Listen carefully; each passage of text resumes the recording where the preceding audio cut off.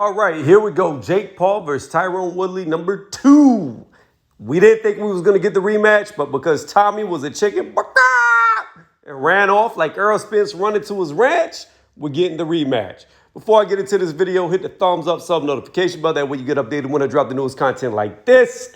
And with that being said, let's get into this fight right here. Now, who do I believe is going to win this fight? I picked Jake Paul the first time to win because I just feel like he can fight. Whether people like him or not, the dude can fight. However, going into this rematch is a lot more risky because here's the deal.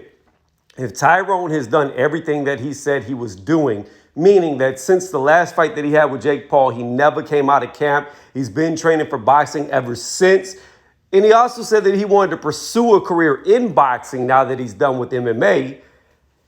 It could be possible that Jake may be in over his head. It could be possible that Tyrone has now adapted to boxing. See, the thing about it is this. A guy that's a novice like Jake Paul, he can fight for the level that he's at. I think he's fighting a lot better and a lot higher competition than anybody in the amateurs with only 4 to 5 fights. He is, without a doubt, much higher level of people that he's fighting versus guys of the same experience as him. Hell, I would even argue that Tyrone Woodley is better competition than some boxers, some world champions that have been throughout the history of boxing when they go pro. I've seen fighters fight guys 1-20 in their first fight. So again, you have to look at it like that. But the point that I'm trying to get to is this. A novice can learn a lot, but they can only learn so much. And then they can only fine-tune what they learn at a certain pace. Whereas when you have a fighter with the experience of Tyrone Woodley, who has been doing this his entire life, they tend to pick up things and learn quicker on the job because it's second nature to them. So Ariel Helwani, can't stand him, hate the way he looks. I would love to see him get punched in the face, or I would love to be the one to do it. Barring that I don't get sued or locked up, I would love to hit him in the face. I'd love to fight him just because I don't like the dude. Why do I not like him? I don't know. Maybe it's the way he looks. Maybe it's the disrespect that he had for James Toney. I don't know what it is. I just don't like the dude. He looks like a weasel. But anyways, you fucking weasel, like Connor would say. But anyways, moving past that. Helwani made a statement, a stupid statement, that Tyrone can't learn anything else because he's 40 years old or pushing 40 years old. And that means he's capped out on learning. And I disagree with him. And I agree with what Tyrone said, which I was just alluding to just a couple of seconds ago. Tyrone wasn't a boxer. He was an MMA fighter. His focus was very spread out. Now he is tuned in like a sniper on the target. He is tuned in. He's got boxing in his crosshairs. And that's all he's focused on. Kicks, punch, knees, takedowns, arm bars, chokeholds, etc. Doesn't matter anymore. All the distractions are gone, and now he's just aimed in with his scope, and that's all he's learning, what he sees for boxing. Again, like I said, when you take athletes, especially ones that have been fighting, whether it be kickboxers, MMA fighters, or boxers going over to MMA, they pick this stuff up a lot quicker than a novice. Because again, even though it's not apples to apples, the orange to apple translates better than the kiwi to an apple. Because the kiwi is about the size of the knowledge of what Jake Paul has. So he hasn't even made it to the size, the pool of knowledge that he needs to be considered an apple or an orange. And that's the thing about it. Tyrone can convert from an orange to an apple very quickly because this is what he does. It's muscle memory. He's already had the movements. Now it's just fine-tuning how he stands. It's fine-tuning how he throws his jabs, turning over his punches. Once he learns that, the basics, the advanced stuff comes very quickly. It's not like a novice to where you have to take it in strides. And once they get the fundamentals, now you got to teach them intermediate. Now you can go to advanced, but you got to keep fine-tuning it the whole way around.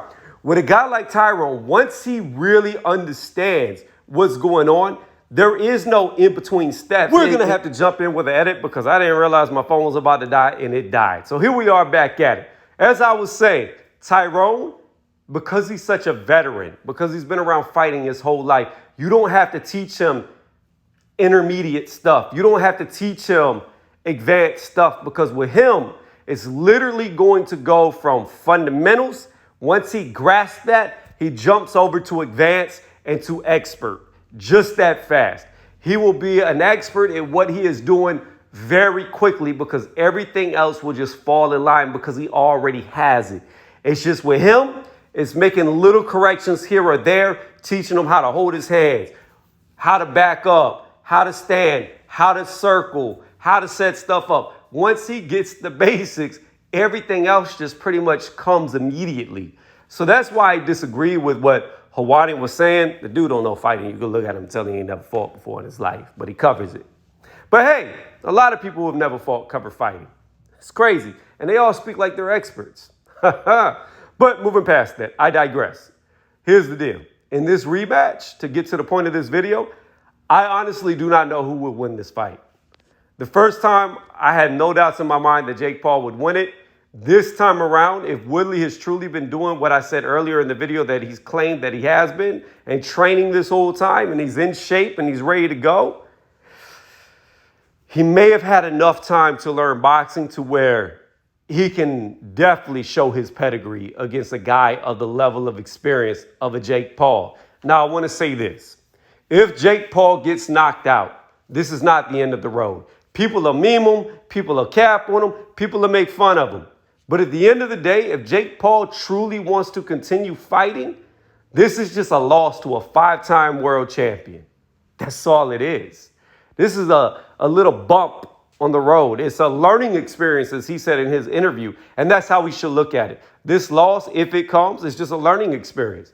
He jumped into the deep end, and he wasn't ready to swim, because now he's going to be fighting a guy who is in the deep end, not swimming, but with a damn motorboat. And he knows how to crank the engine up and make that boat move now. A motorboat's going to be the person swimming every day of the week, and that might be what Jake Paul's going up against, try to do laps against a motorboat. I don't know. It all is contingent on how much training Tyrone actually did. And none of us can know that until we see him in the ring and see what happens. But to get back to the point, if Jake Paul loses, continue to fight. If you really enjoy fighting, continue to fight. Here's the deal. If you get knocked out, you can't get beat any worse than that. You've tasted defeat and you've been put to sleep. So now you know what it's like at the lowest of the low in boxing. And if you want to continue fighting after that, then that shows this dude's got the heart of a true fighter. If he gets knocked out and he quits and he says it isn't for him, then maybe he was never a fighter, meaning his heart. I already consider him a fighter because he's in the ring fighting. That is the definition of being a fighter. All you have to do is get in there and do it, and you're a fighter. You don't have to be good. You could be a bad fighter, but you're still a fighter. I respect the dude as a fighter because he's actually getting in there and he's fighting. And the level of competition that he's fighting in a Tyrone Woodley, in my opinion, is insane. Now, again, to conclude this video, I think there's a stronger possibility of Jake losing in this fight than there was in the first one.